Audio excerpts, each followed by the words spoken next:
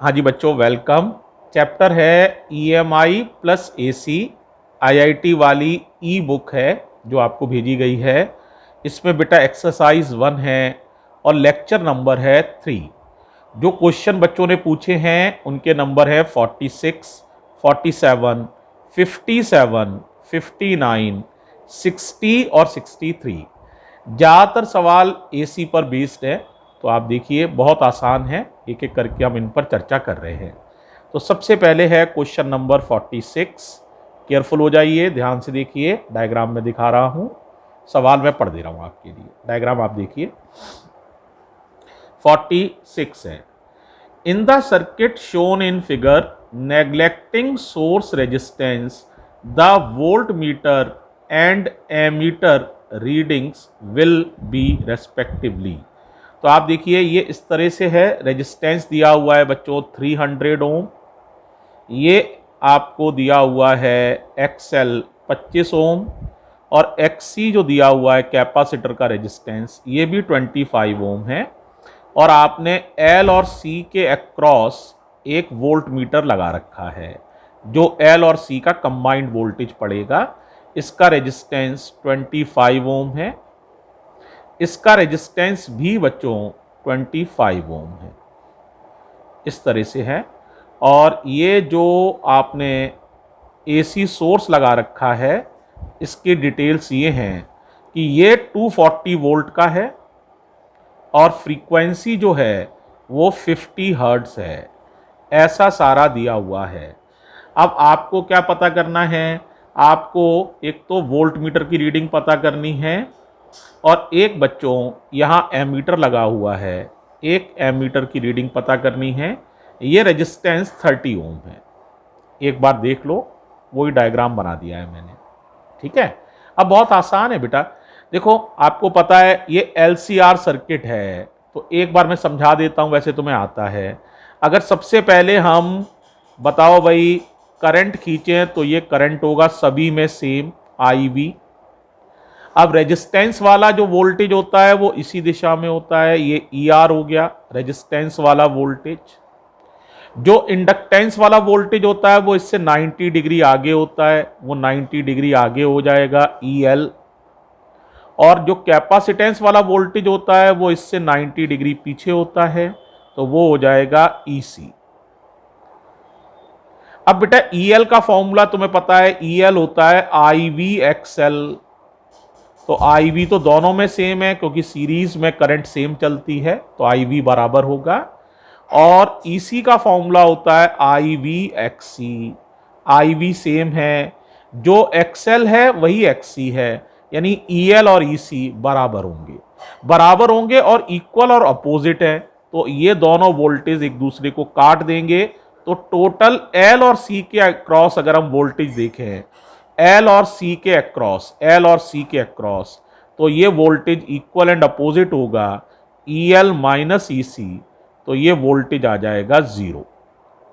इस तरह से L और C के अक्रॉस जो ये वोल्ट मीटर लगा हुआ है इसकी रीडिंग कितनी होगी, 0 वोल्ट। अब अगर करंट पढ़े बेटा तो खाली एक ही आपके पास जो है रेजिस्टेंस बचा, ये वाला, क्योंकि ये तो आपस में कट चुके हैं। तो आप बताओ करंट कितनी हो जाएगी, करंट हो जाएगी, बोलो भाई बोलो, total voltage upon total resistance. Total voltage 240 है, टोटल रेजिस्टेंस वैसे तो Z होता है, लेकिन यहां पर रेजोनेंस कंडीशन है, तो Z की जो वैल्यू होती है वो मिनिमम हो जाती है जब भी EL और EC बराबर हो जाते हैं। तो आपको पता है EL और EC कट जाते हैं, तो Z की मिनिमम वैल्यू R के बराबर हो जाती है।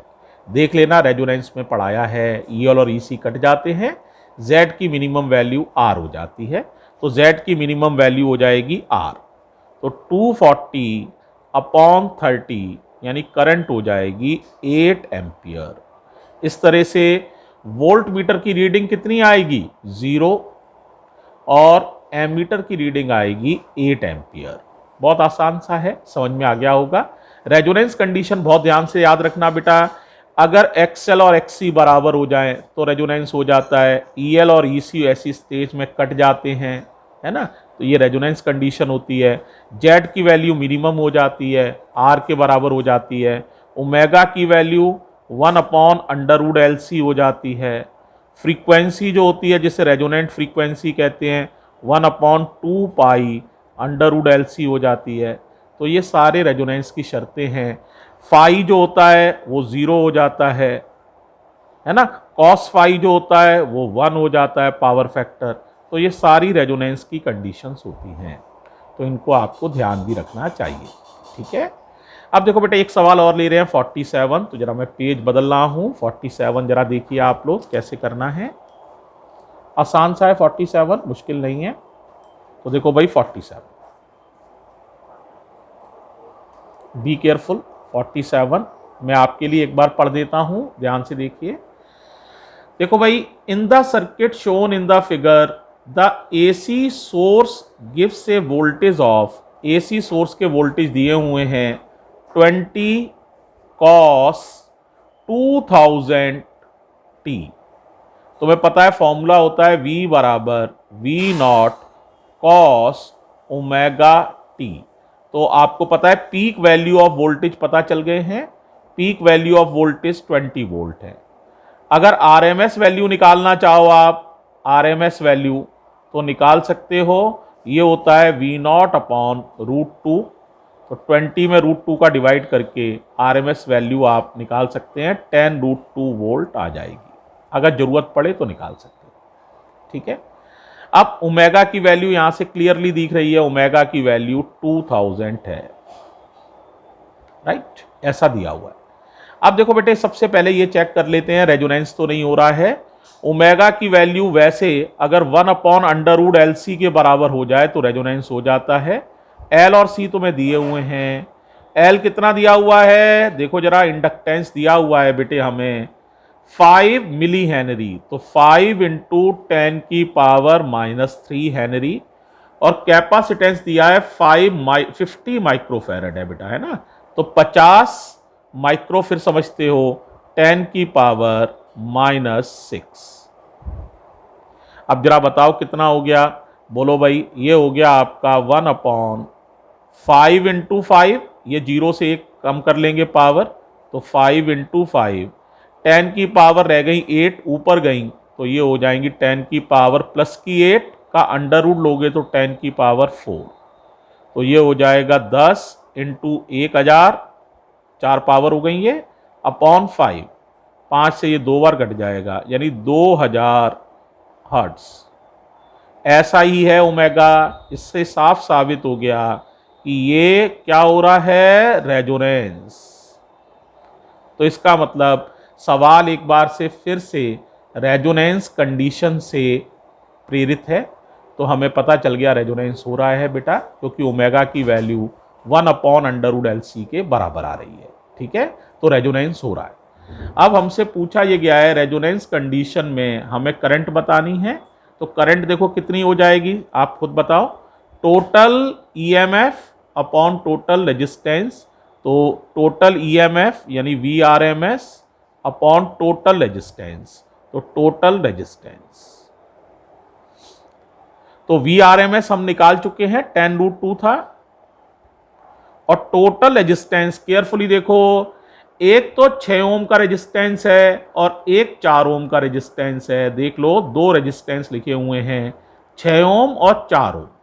एल और सी के रेजिस्टेंस नहीं डिस्कस किए जाएंगे, क्योंकि एल और सी के रेजिस्टेंस रेजोनेंस में आपस में कट जाते हैं। तो एक तो 6 ओम बचा और एक बचा 4 ओम। 6 और 4 10 हो गए, 10 से 10 कैंसिल।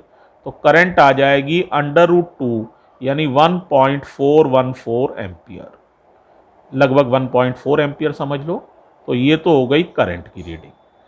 अब तुम्हें निकालना है, देखो वोल्ट मीटर जो लगा है ना, वो बेटे नीचे जो लगा है वो 4 ओम रेजिस्टेंस के करस्पॉन्ड लगा हुआ है। देखो across the 4 ohm resistance 5 millihenry वाले वोल्टेज और 50 माइक्रोफैरड वाले वोल्टेज कट जाएंगे, क्योंकि रेजोनेंस कंडीशन में जितने वोल्टेज कैपेसिटर के होते हैं उतने ही वोल्टेज इंडक्टेंस के होते हैं अपोजिट डायरेक्शन में। तो एल और सी वाले वोल्टेज कट जाएंगे, तो सिर्फ आर वाले वोल्टेज रह जाएंगे, जिनको हम आसानी से कैलकुलेट कर सकते हैं। V बराबर IR। आई तो वही है 1.4 एम्पियर, और रेजिस्टेंस जो है वो 4 ओम है, उसी के अक्रॉस वोल्ट मीटर लगा हुआ है। डायग्राम में देख लो तो ये आप आसानी से इसमें 4 का गुणा कर लेंगे तो 5.6 वोल्ट। इसका मतलब वोल्ट मीटर की रीडिंग होगी 5.6 वोल्ट और एमीटर की रीडिंग होगी 1.4 एम्पियर। उम्मीद है ये भी आसान सा है, समझ में आ गया होगा आप लोगों को। ठीक है, अब एक सवाल और ले रहे हैं। 57 पूछा था बच्चों ने, तो जरा 57 देखिए बच्चों, एक मिनट के लिए पेज बदल रहा हूं। 57, बी केयरफुल। 57, एक मिनट बच्चों जरा निकाल लूं मैं।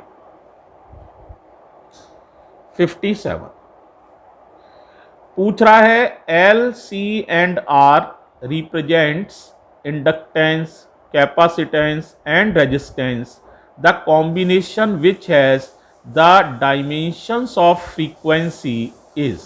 आपको पता करना है कि डायमेंशन ऑफ फ्रीक्वेंसी किसके पास है। तो देखो मैंने तुम्हें आरसी सर्किट भी पढ़ाया था बेटा, growth of current in RC circuit या growth of charge in RC circuit. तो याद करो फॉर्मूला था Q बराबर Q नॉट 1 माइनस ई की power minus t upon R C. याद आ गया होगा। अब देखो बेटे एक्सपोनेंशियल, देखो चार्ज की डायमेंशन तो चार्ज के बराबर हो गई, तो अंदर वाली चीज डायमेंशन लेस है। इसका मतलब जो डायमेंशन टाइम की है वही डायमेंशन आरसी की है। तो आरसी की डायमेंशन है dimension of time, dimension of time, इसे टाउ कहते हैं जनरली। अब फ्रीक्वेंसी क्या होती है, टाइम से उल्टा, तो फ्रीक्वेंसी की डायमेंशन हो जाएंगी 1 अपॉन आर सी। तो 1 upon R C is frequency, it has dimension of frequency. समझ में आ गया होगा आसानी से। इसी तरह से मैंने तुम्हें आरएल सर्किट भी पढ़ाया है बेटा, growth of current in RL circuit. Formula था आई बराबर आई नॉट 1 माइनस ई की power minus R upon L into t. फिर देखो ये करंट की डायमेंशन और ये करंट की डायमेंशन बराबर हैं, तो अंदर लिखी चीज डायमेंशन लेस है, इसका मतलब ये पावर भी डायमेंशन लेस है। तो टी की जो पावर वैल्यू है टाइम, तो एल अपॉन आर भी टाइम ही होगा, या ये समझ लो ये टी है तो R upon L 1 upon t होगा, ताकि टाइम से टाइम कट जाए। तो R upon L has dimension of 1 upon time, और 1 अपॉन टाइम ही फ्रीक्वेंसी होती है। इसका मतलब R upon L has dimension of frequency. देखो कैसे, ये टाइम है, ये 1 अपॉन टाइम है, तो टाइम से टाइम कट जाएगा, ये 1 अपॉन टाइम और टी तो कट जाएगा। इसका मतलब आर अपॉन एल की डायमेंशन जो होनी चाहिए वो 1 अपॉन टाइम के बराबर होनी चाहिए, और 1 अपॉन टाइम पीरियड को ही फ्रीक्वेंसी कहते हैं। तो इसका मतलब आर अपॉन एल जो है ये भी फ्रीक्वेंसी को डिनोट करेगा, और 1 अपॉन आर सी जो है ये भी फ्रीक्वेंसी को डिनोट करेगा। ठीक है, तो इस तरह से आप आसानी से सारी जवाब समझ सकते हो। ठीक है, बाकी चेक करोगे तो वो फ्रीक्वेंसी को डिनोट नहीं कर रहे हैं, आप चेक करके देख भी सकते हैं। Is it all right? तो ये बेटा 57 हो गया है बच्चों। अब 57 के बाद मैं चर्चा कर रहा हूं 59 पर। तो जरा 59 पर आप देखिए, ध्यान दीजिएगा। 59 देखो बच्चों, इसमें भी एक डायग्राम बना हुआ है और कैपेसिटर पर वोल्टेज दिखाए गए हैं 8 वोल्ट। टोटल वोल्टेज जो आपने लगाए हैं, कुल वोल्टेज है 10 वोल्ट। कैपेसिटर वाले वोल्टेज हैं 8 वोल्ट। रेजिस्टेंस वाले वोल्टेज नहीं पता हैं, पता करने हैं। तो देखो तुम्हें पता है इसका फेजर डायग्राम हम बनाते थे, ये तो करंट होती थी, याद आ गया होगा। ER भी इधर ही होता था, याद आ गया होगा। EC जो होता था वो इससे 90 डिग्री करंट से पीछे होता था, ये होता था EC। फिर इन दोनों का रिजल्टेंट हम इधर बनाते थे, ये होता था हमारा टोटल वोल्टेज, जिसे कहते थे EV, और ये एंगल कहलाता था फाई। और EV की वैल्यू जो होती थी आपको पता है ये हाइपोटेन्यूज है, तो ईवी का स्क्वायर कर लोगे तो अंडर रूट नहीं आएगा, तो ईवी स्क्वायर बराबर ई आर स्क्वायर, और इसका नाम ईसी है तो EC square, E R square plus EC square. तो ई आर आसानी से निकाल सकते हैं, ये घट जाएगा, ईवी स्क्वायर 10 है, 10 का स्क्वायर 100 हो जाएगा, ई आर स्क्वायर निकालना है बेटा, और ईसी स्क्वायर है 64, घटा लोगे 36 अंडर रूट ले लोगे तो ये ई आर आ जाएगा 6 वोल्ट। इसका मतलब रेजिस्टेंस के अगेंस्ट जो वोल्टेज है वो 6 वोल्ट है, आसानी से समझ सकते हो। अब बेटे हमें 10 फाई चाहिए होता था, 10 फाई होता था हमारा परपेंडिकुलर यानी ईसी अपॉन बेस यानी ई आर, तो EC upon E R. EC हमें पता है 8 है, ई आर अभी निकाला है 6 है, डिवाइड कर लोगे 4/3 आ जाएगा, तो फाई हो जाएगा बच्चों 10 इनवर्स 4/3, 10 इनवर्स 4/3, तो ये फाई निकल आया। आगे कौन है? ऑब्वियसली करंट आगे होती है आरसी सर्किट में, तो current leads the EMF by the phase angle phi and voltage across resistance is 6 volt. तो इस आधार पर आप 59 का देख लेंगे, ए ऑप्शन सही हो जाएगा। बहुत आसान है, ऐसे सवाल तुमने किए हुए हैं न्यूमेरिकल्स में, तो मुझे लग रहा है आसानी से कर लोगे। ठीक है, एक सवाल और ले रहे हैं बच्चों, पेज पलट रहा हूं तो जरा ध्यान दीजिएगा। क्वेश्चन नंबर कहां तक कर चुके हैं हम लोग? 59 तक। अब आपने पूछा है 60, तो जरा 60 पर हम लोग विचार कर रहे हैं। Be careful for question number 60। The effective value of current I equals to, देखो करंट दी हुई है बेटा, I equals to 2 sine 100 pi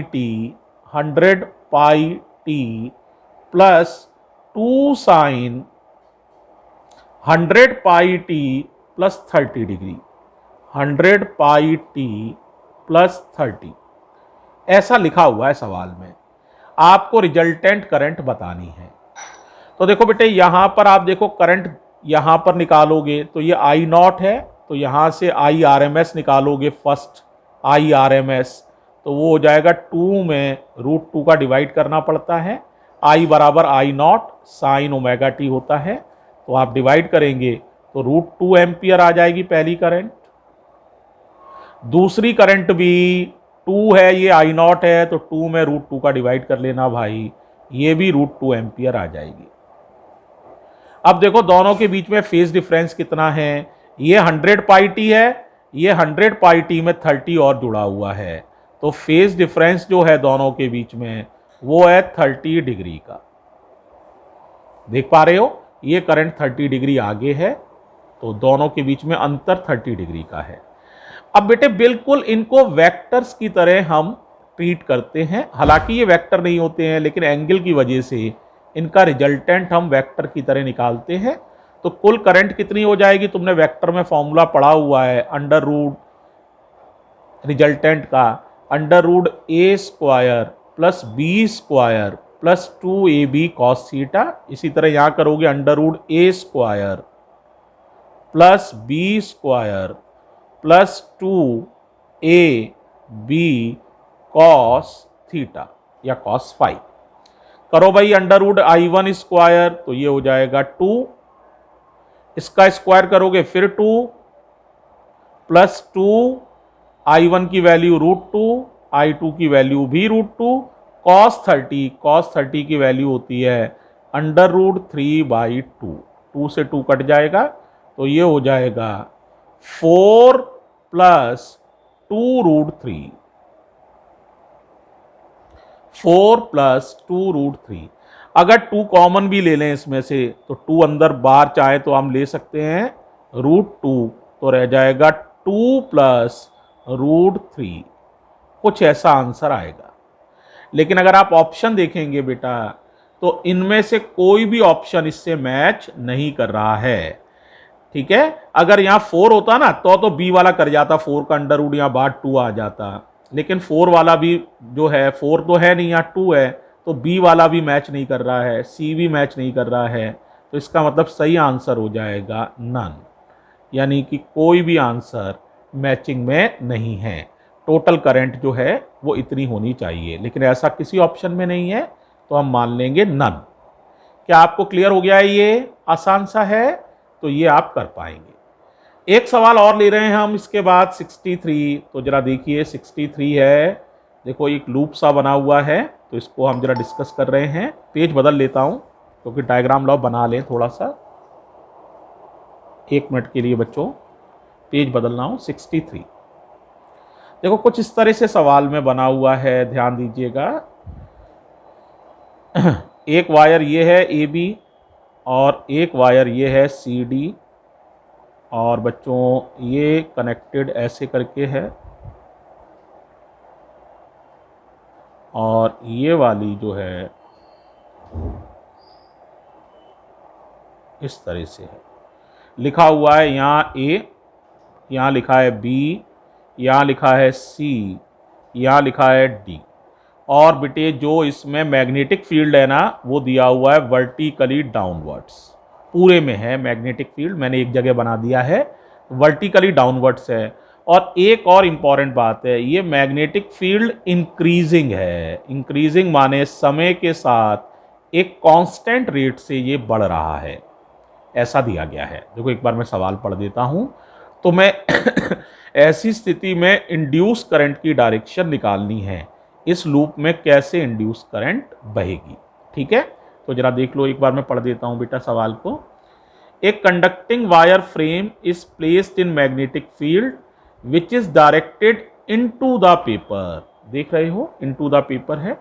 the magnetic field is increasing at a constant rate. Magnetic field लगातार बढ़ रहा है। The direction of induce current आपको पता करनी है। तो देखो बेटे, डायरेक्शन ऑफ इंड्यूस करंट में ये 2 लूप हैं, तो बड़े लूप को डोमिनेंट मानेंगे। छोटे लूप से मैग्नेटिक फ्लक्स का चेंज कम होगा, बड़े लूप से मैग्नेटिक फ्लक्स का चेंज ज्यादा होगा। तो बड़े लूप को ही निर्धारित करने का अधिकार है कि डायरेक्शन कैसे बढ़ेगी, क्योंकि इसमें जो आपका ईएमएफ होगा, वोल्टेज होगा, वो ज्यादा जनरेट हो सकता है।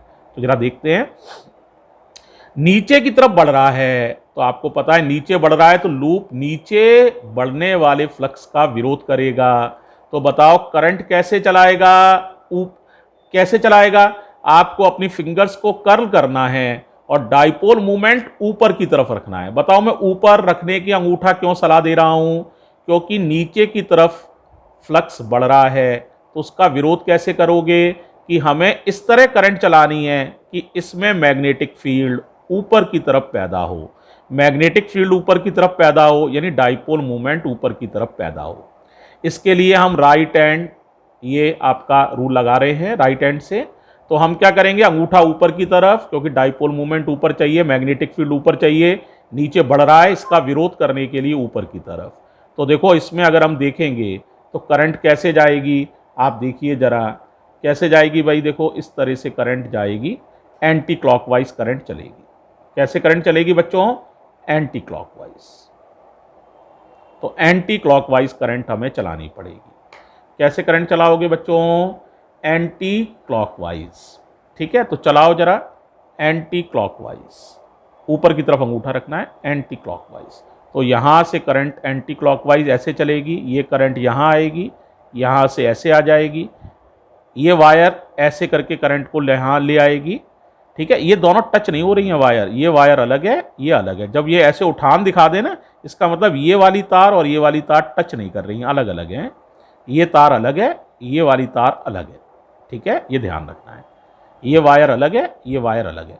तो करंट इस वायर से होती हुई ऐसे करती हुई यहाँ आएगी, यहाँ से ये करंट ऐसे जाएगी और ऐसे जाके यहाँ से मुड़ेगी और फिर इस तरह से अपने लूप को पूरा करेगी। तो इस तरह से करंट को चलना पड़ेगा बच्चों। ठीक है, तो ये करंट इस लूप में कैसे चल रही है? Anti clockwise. ठीक है, एंटी क्लॉकवाइज फिंगर्स को कर्ल करेंगे तभी अंगूठा ऊपर की तरफ आता है। एंटी क्लॉकवाइज फिंगर्स को कर्ल करेंगे तभी अंगूठा ऊपर की तरफ आता है।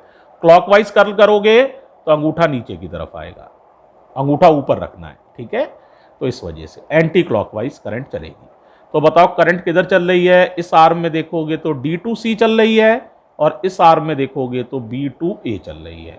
तो करंट चल रही है B2A और दूसरी तरफ चल रही है D2C। तो ये ऑप्शन करेक्ट हो जाएगा। मेरा अंदाज बहुत आसान है, बहुत इजीली समझ गए होगे बच्चों, ठीक है। तो इस वीडियो को यहीं फिनिश कर रहे हैं। थैंक यू बच्चों।